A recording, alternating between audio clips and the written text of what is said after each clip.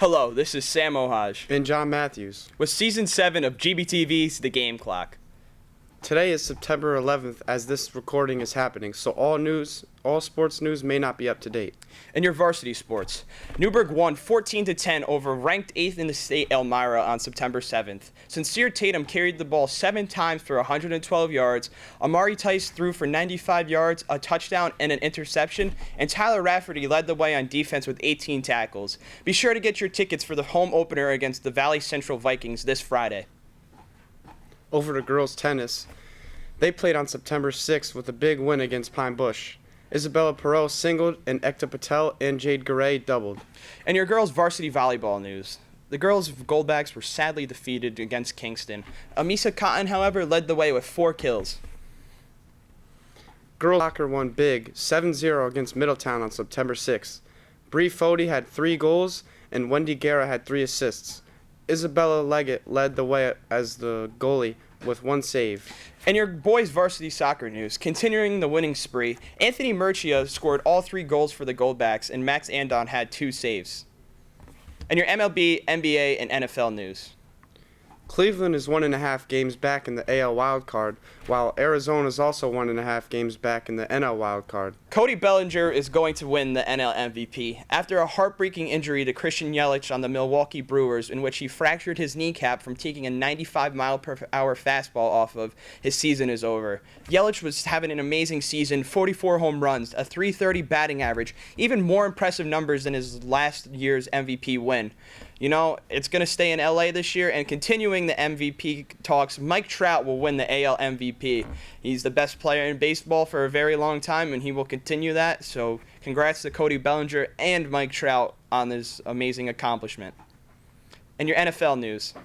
Kyler Murray and the Cardinals tied in overtime against the Lions. It was the Heisman winner's debut.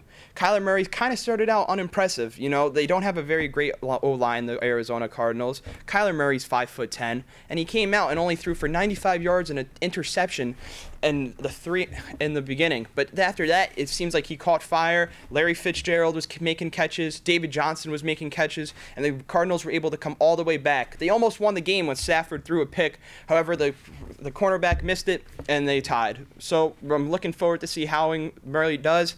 Baker Mayfield 2 years ago won the Heisman, and he will continue the Oklahoma Sooner legacy. And someone who wasn't impressive at all, Jameis Winston.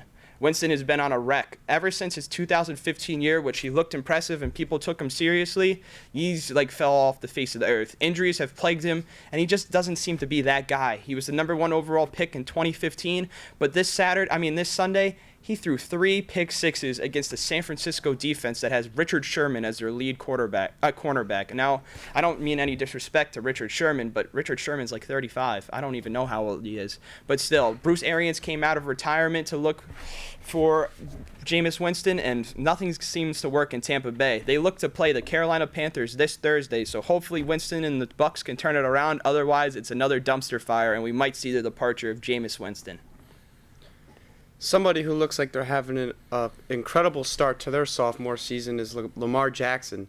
He torched the Miami Dolphins defense, throwing for 5 touchdowns and over 300 yards in the big lopsided victory, 59-10. Players in Miami are requesting out because they feel that the front office just doesn't take them seriously.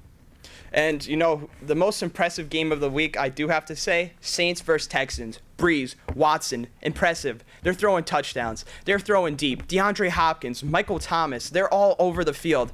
It's just amazing watching that game. However, it came down to the last 2 seconds in which Will Lutz, the kicker of the Saints, hit a 58-yard field goal to secure the win over the Texans. Now, if you could give the award to the best player on the field, Deshaun Watson, he was rushed. He was pressured on almost 84% of his snaps. Houston needs to get their O-line in check. Otherwise, they might not have one of the best quarterbacks in the NFL. Yeah, Watson and Breeze are 2 guys to definitely look out for in the MVP race. Over to combat sports, Khabib Nurmagomedov beats Dustin Poirier into submission in round 3. It was a crazy fight. Poirier even had the advantage early on in the 3rd round, but he just couldn't stop the champ, Khabib.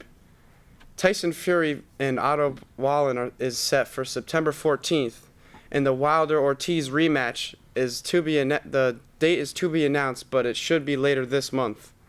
Wilder and Fury 2 is set for sometime in February, as long as they both win their upcoming matches. And stay tuned for Ruiz Joshua 2, set for December 7th in Saudi Arabia. I'm Sam Ohaj. And I'm John Matthews. This has been the Game Clock. I'm looking forward to making videos with my co-host John Matthews, and we're looking to bring you the best sports content this year. So once again, this is the Game Clock.